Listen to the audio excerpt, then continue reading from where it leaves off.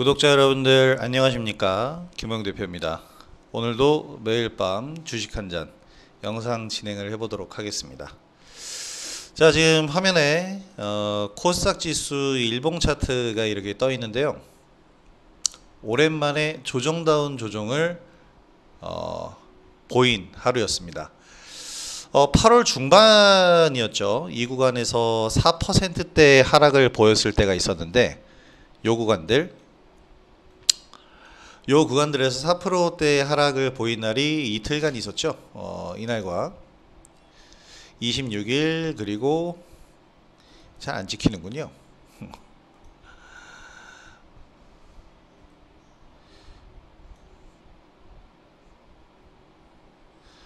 8월 20일 그리고 8월 18일 요 이틀간 4%대 하락을 보였었던 우리 코스닥 시장이었는데, 이때 이후로 한 달여간 가파른 지금 상승을 보이고 있었습니다.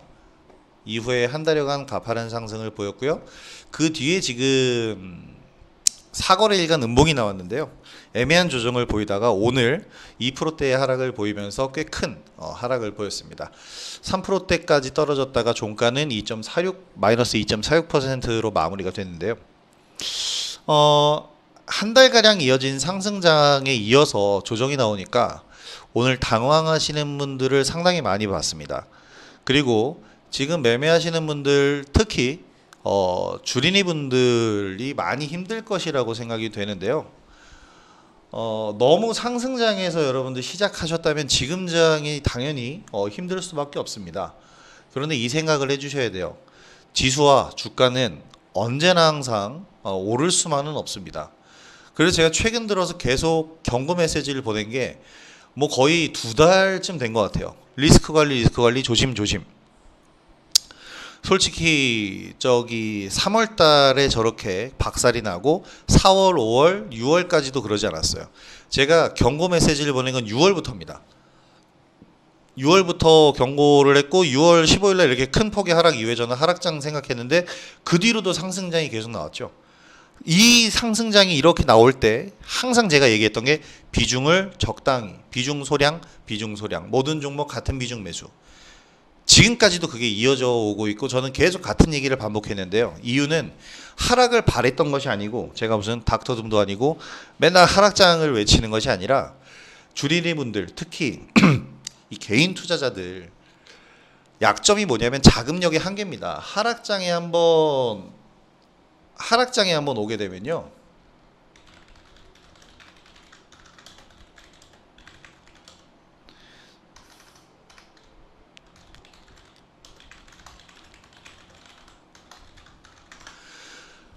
감당을 할 수가 없어요.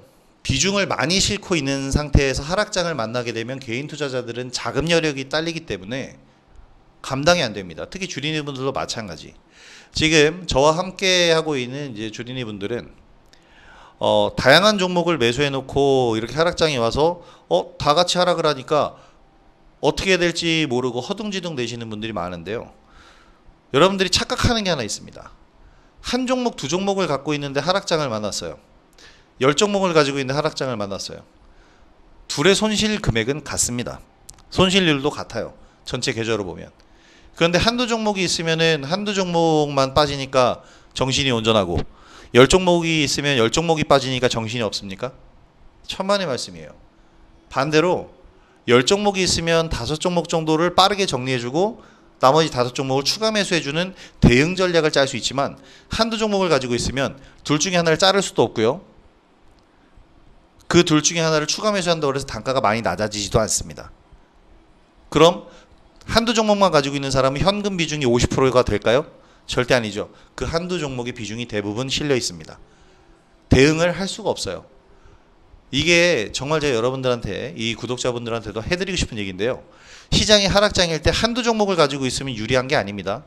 그냥 빠지니까 전부 다 손실인 겁니다. 그런데 한두 종목을 가지고 있으면 이런 사람들은 대응을 할 수가 없어요. 한두 종목을 가지고 있는데 현금 비중이 50% 이상이다라면 대응이 가능하겠지만, 이런 경우에 개인 투자자는 거의 없습니다. 구독하고 계신 분들, 지금 이 영상을 보고 계신 분들도 만약에 그렇게 나는 현금 비중이 50%에서 70%가 된다, 정말 베리굿, 잘하신 겁니다. 지금의 상승장에서 불안감을 느끼고 현금만 계속 만들어놨다. 저 9월 16일 최고가에서부터 현금을 만들어놨다면 잘하신 거예요. 그런데 사실 저는 그런 분들을 보지를 못했습니다. 오히려 저기서부터 분할 매수를 지금까지 진행하고 있는 분들은 있어요. 어느 게 맞다라고 얘기하지는 않겠지만 개인 투자자의 효율적인 대응이 어디서부터 가능할까요?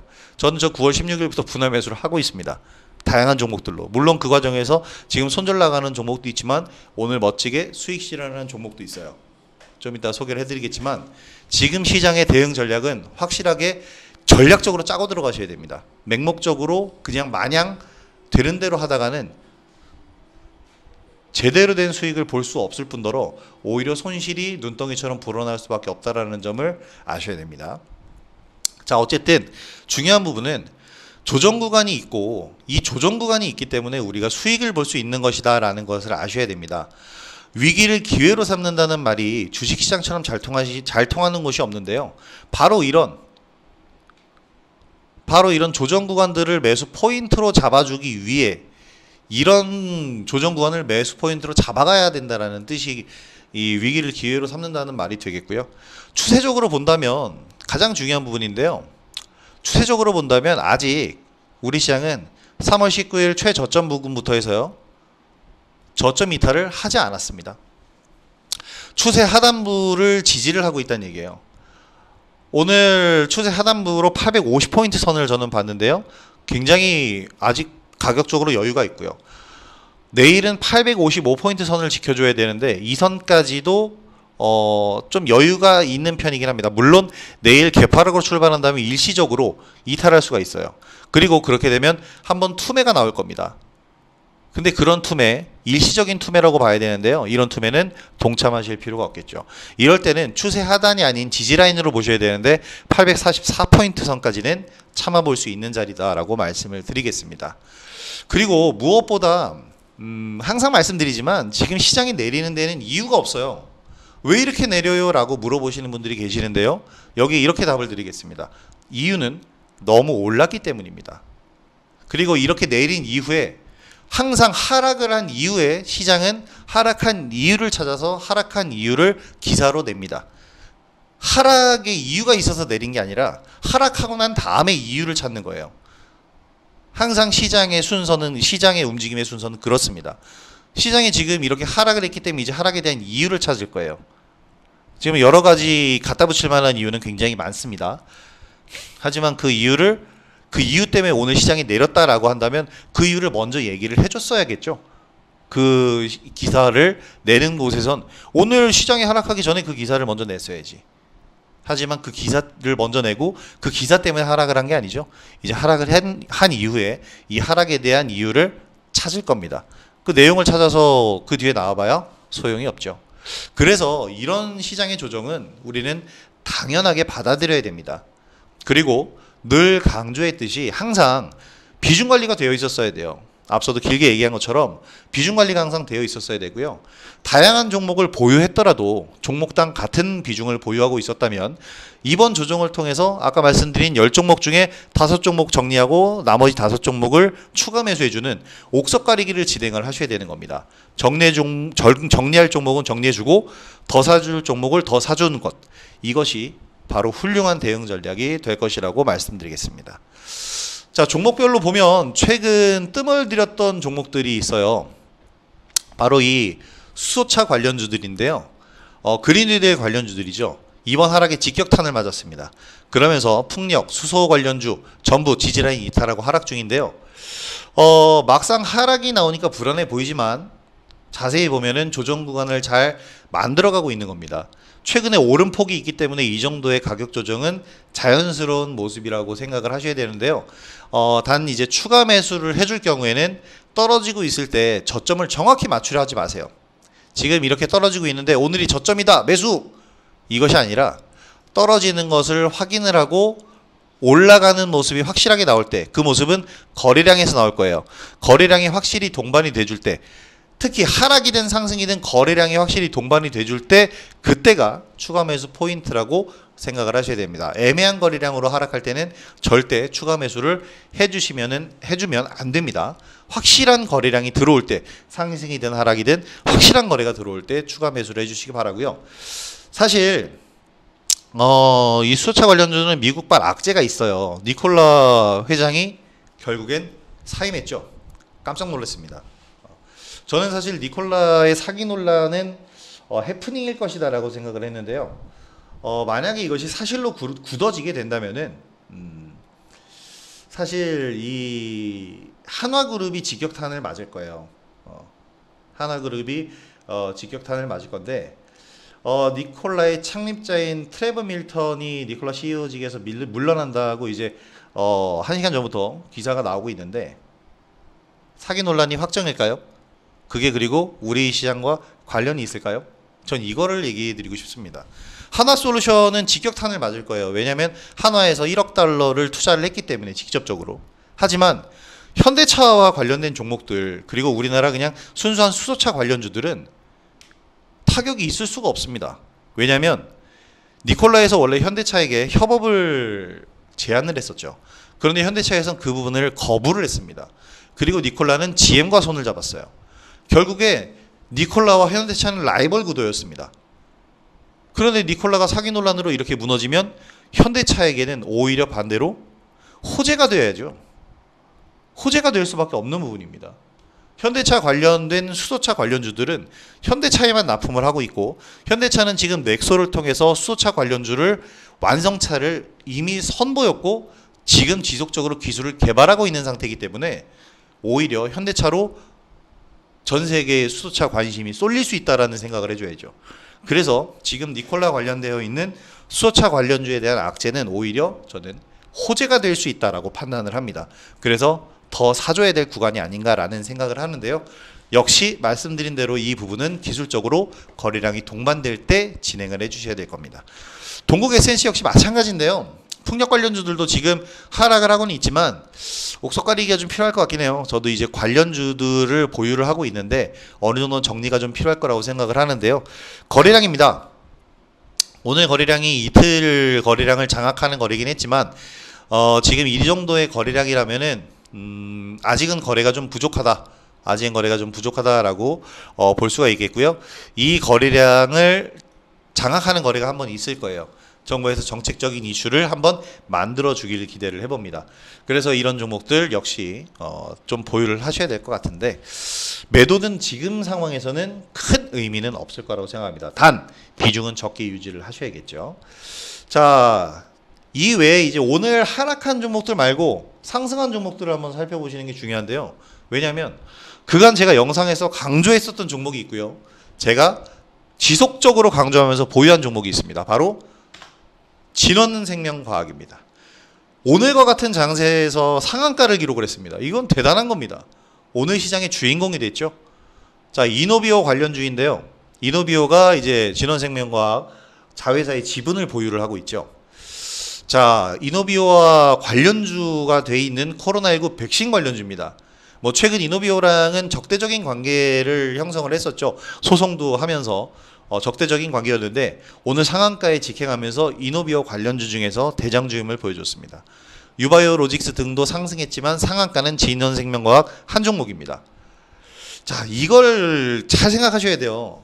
아스트라제네카 때부터 제가 이 종목에 대해서 얘기를 했죠. 아스트라제네카의 부작용이 불거지면서 관련주들이 급락이 나왔을 때 제넥신을 비롯해서 다른 백신 관련주들도 같이 하락이 아니라 동반 하락이 아니라 오히려 기대감을 형성할 수 있다.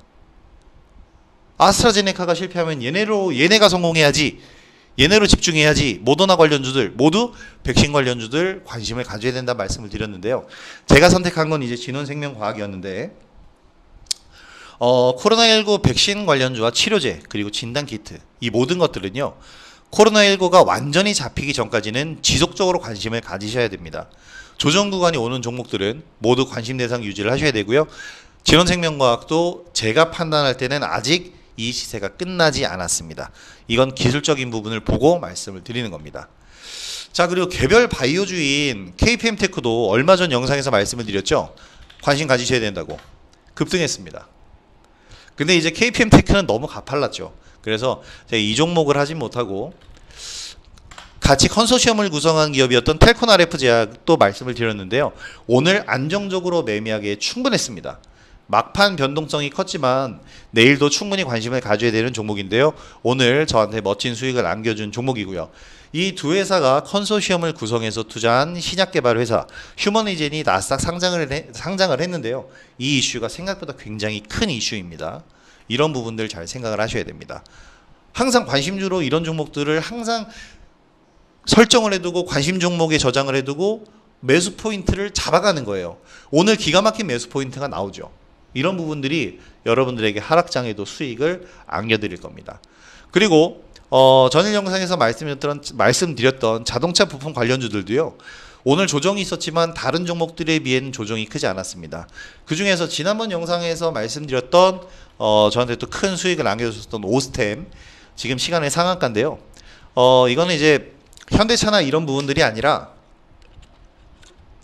바디텍 매도와의 3자 배정 유증에 관련된 내용으로 이제 상승을 하고 있는 것으로 판단이 되는데요. 중요한 건 이겁니다. 이처럼 시장이 하락해도 오르는 종목은 분명히 존재합니다. 오히려 이러한 하락장에서 상승하는 종목이 더 눈에 잘 띄고요. 하락장이라고 해서 겁먹고 두려워할 필요가 없습니다. 손절이 두렵습니까? 손절 없이 여러분 매매하려고 하신다면 주식시장에서 절대 성공하실 수 없습니다. 필연적인 겁니다. 손실을 보지 않는 매매는 없다라고 생각을 하셔야 돼요. 적당히 손절을 할 수 있는 종목은 적당히 잘라주면서 새로운 종목으로 교체를 통해서 그 손실을 메꾸고 그 손실 이상의 수익으로 계좌를 회복하는 법을 만드시기 바랍니다. 그 방법 제 영상과 계속해서 함께 해주시면 그 방법을 터득하실 수 있다고 자신 있게 말씀드리겠습니다. 자, 오늘 뭐 하락장 많이들 피곤하셨고 스트레스도 많이 받으셨을 텐데요. 편안한 저녁 보내시고요. 오늘 제 영상과 함께 오늘 하루 잘 마무리하시기 바랍니다. 자, 오늘 영상 여기서 마무리하도록 하겠고요. 오늘 영상 처음 보시는 분들은 구독하기와 좋아요 한 번씩 꼭 부탁드리도록 하겠습니다. 자, 내일 영상에서 뵙도록 하겠습니다. 오늘 수고하셨습니다. 편안한 저녁 되세요. 내일 뵙겠습니다. 감사합니다.